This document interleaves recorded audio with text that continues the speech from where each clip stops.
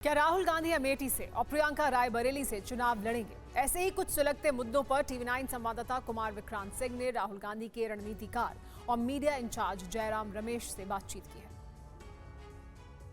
2024 के चुनाव के लिए विपक्ष और खासकर कांग्रेस की मीडिया में रणनीति बनाने वाले राहुल गांधी के अहम सिपाहीसलार जयराम रमेश हमारे साथ मौजूद हैं। कांग्रेस पार्टी के महासचिव भी हैं।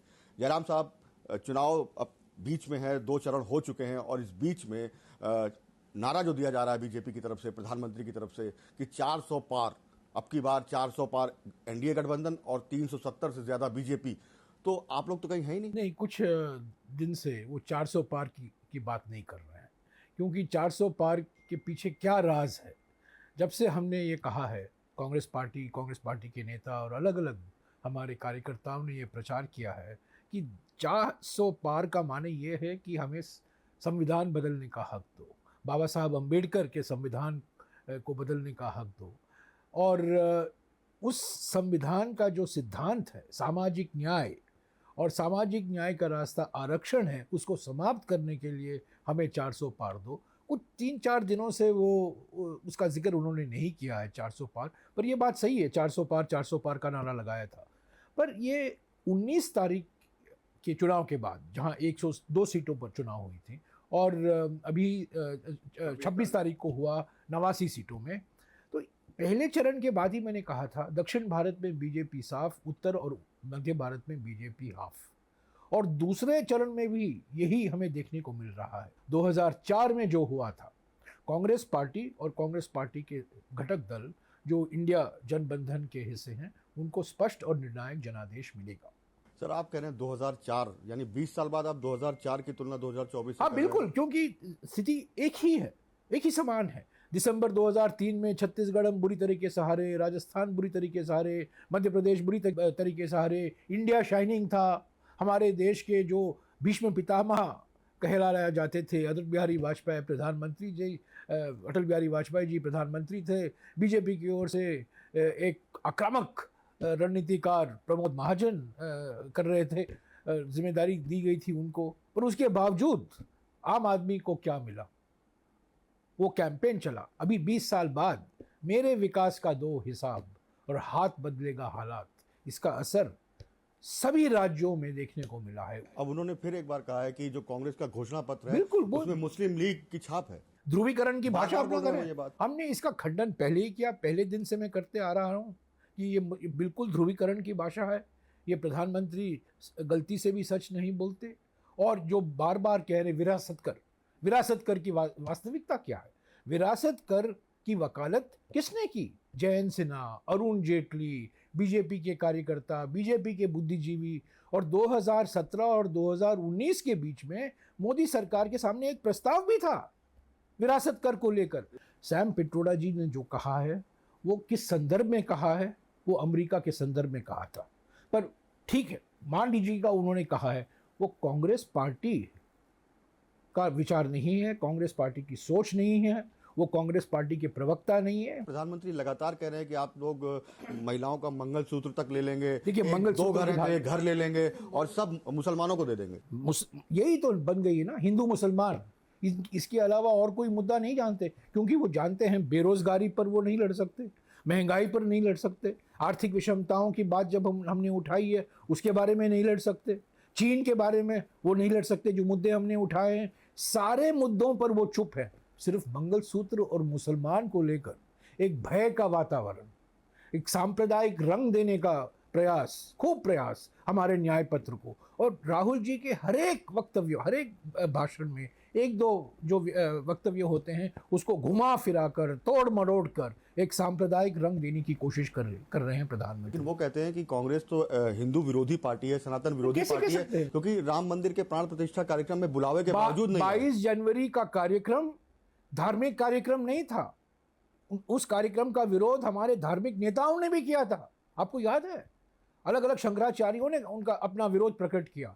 वो एक राजनीतिक कार्यक्रम था, एक राजनीतिक व्यक्ति के आत्मगौरव के लिए, भगवान राम लल्ला के लिए नहीं, मर्यादा पुरुषोत्तम राम के लिए नहीं।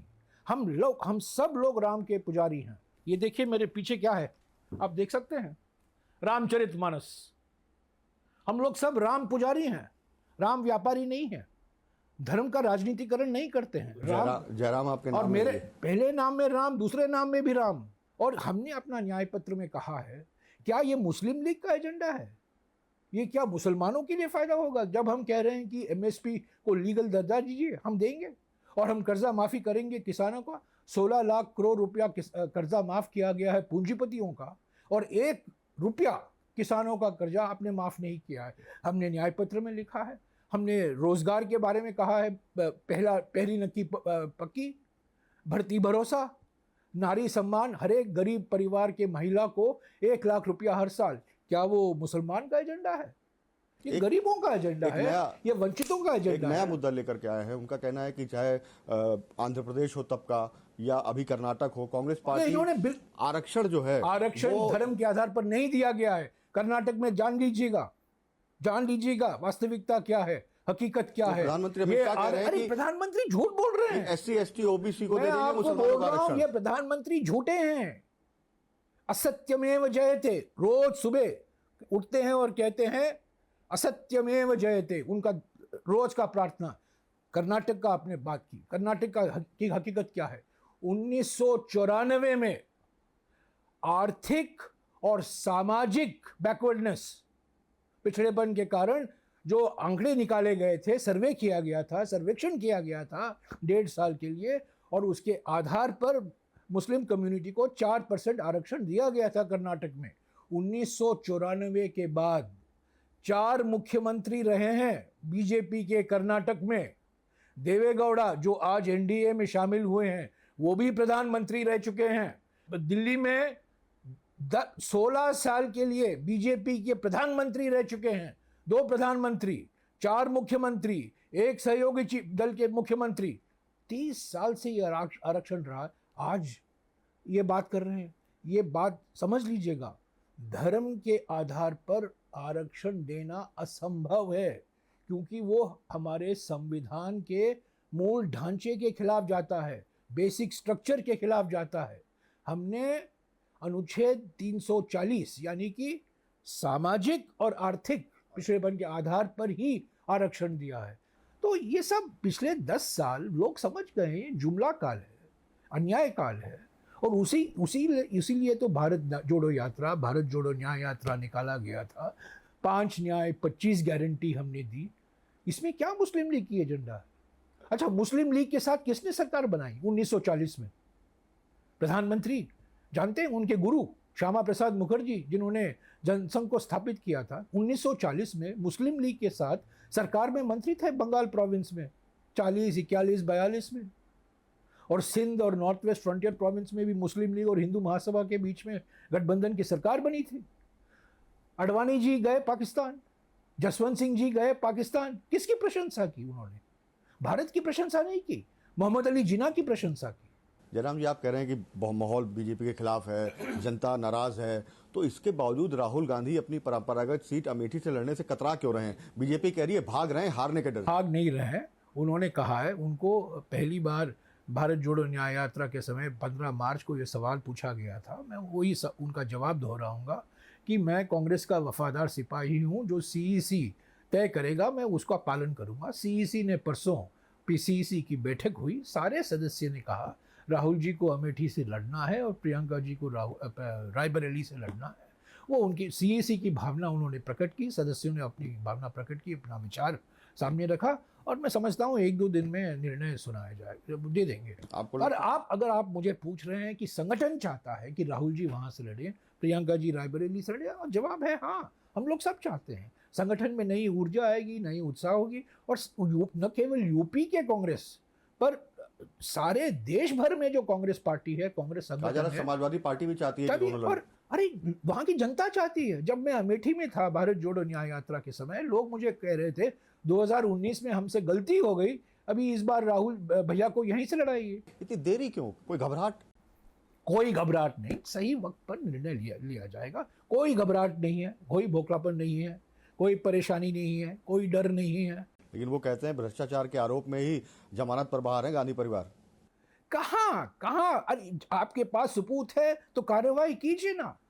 ये पहली बार हो रहा है। अब 2 मुख्यमंत्री को गिरफ्तार करते हैं, जेल में बंद करते हैं और चार्जेस ही नहीं है। क्या चार्ज है? आरोप क्या है? बताइए, क्या आरोप है? बार बार आप ये आरोप है, ये आरोप है, ये आरोप है बढ़ाते रहते हैं। गांधी परिवार जमानत पर बाहर है, जीजा जी को घोटाले की बात भी वो करते हैं। कहाँ? उन्होंने 10 साल पहले किया था, जांच करवाई, क्लीन चिट मिला हरियाणा सरकार को, हरियाणा के नेताओं को। अगर आपके पास सबूत है, ये लटका के मत रखिएगा। ये डराने के लिए, धमकी देने के लिए ये आरोप लगाते रहते हैं। अगर आपके पास सबूत है, कार्रवाई कीजिए। सर, इतना सब कुछ चल रहा है, लेकिन अगर आप याद करें भारत जोड़ो न्याय यात्रा की ही जब शुरुआत होती है तो मिलिंद देवड़ा चले जाते हैं। लगातार पूरी यात्रा के दौरान कांग्रेस के नेता बीजेपी में जा रहे थे और अब अरविंदर सिंह लवली दिल्ली कांग्रेस के अध्यक्ष हैं। जो लोग जाते हैं, उन्होंने इस्तीफा दे दिया बीच चुनाव में। जो लोग जाते हैं कांग्रेस से, कई कारण होते हैं। कुछ लोग अवसरवादी होते हैं, पोस्ट के पीछे भागते हैं, पद के पीछे भागते हैं, राज्यसभा की सीट के पीछे भागते हैं, कुछ भी हो तो अवसरवादी होते हैं। उनका विचारधारा से इतना कट्टर विश्वास नहीं है जितना कि होना चाहिए राजनीति में। सर, लवली ने कहा कि मैंने पार्टी नहीं छोड़ी है। ठीक है, लवली के आम आदमी पार्टी से आपने गठबंधन किया, इससे नाराज है वो। कन्हैया कुमार को आप टिकट देते हैं, इससे नाराज है वो। बाहरी लोगों को टिकट देते हैं, इससे नाराज है। उन्होंने कांग्रेस अध्यक्ष को खत लिखा है। कांग्रेस अध्यक्ष और हमारे महासचिव संगठन उनसे बात कर रहे हैं। ये बात अच्छी है कि लवली ने कहा है कि वो पार्टी नहीं छोड़ रहे हैं। मैं उसका स्वागत करता हूँ। एक बड़े पार्टी में हमेशा इस विचार में कुछ मतभेद हो सकते हैं। सर, आखिरी सवाल मेरा 2024 को लेकर के अभी 5 चरण बाकी हैं। आप कह रहे हैं कि प्रधानमंत्री ने टेम्पो जो है हिंदू मुस्लिम का कर दिया है, तो आपकी रणनीति क्या होने वाली है अगले 5 चरण में प्रधानमंत्री से निपटने के लिए? क्योंकि प्रधानमंत्री का भाषण, प्रधानमंत्री की अपील, उससे तो आप नहीं। 5 न्याय 25 गारंटी। हम प्रधानमंत्री के भाषा का खंडन करेंगे। जो वो झूठ प्रचार कर रहे हैं उसका पूरा खंडन कर रहे हैं। मैं रोज उसका खंडन कर रहा हूं। हमारे नेता खड़गे जी, राहुल जी, प्रियंका जी उसका खंडन कर रहे हैं। पर हमारा एजेंडा सकारात्मक एजेंडा है। हम इस चुनाव में बेरोजगारी, महंगाई, बढ़ती हुई आर्थिक विषमताएं, किसानों के मुद्दे, श्रमिकों के मुद्दे, उस पर लड़ रहे हैं, उस पर ही लड़ेंगे। हम यहाँ वहाँ भटकना नहीं चाहते। वो हमें वहाँ ये कह रहे हैं कि हम मेरे पिच पर क्रिकेट खेलो। हम उनके पिच पर क्रिकेट नहीं खेलेंगे, हमारे पिच पर हम खेलेंगे। जो मुद्दे हमने उठाए भारत जोड़ो यात्रा के समय, जो मुद्दे हमने उठाए थे भारत जोड़ो न्याय यात्रा के समय, जो मुद्दे उठाए न्याय, असली मुद्दे जो हमारे न्याय पत्र में है, उसी पर हम ये चुनाव प्रचार बरकरार रखेंगे। हम प्रधानमंत्री हमारे लिए जो एक पिच तैयार किया है, वो सांप्रदायिक पिच तैयार किया है, उस पर हम पढ़ने वाले नहीं हैं। बहुत बहुत शुक्रिया टीवी 9 से बात करने के लिए। जयराम रमेश जी, आपने समय निकाला, बहुत बहुत शुक्रिया।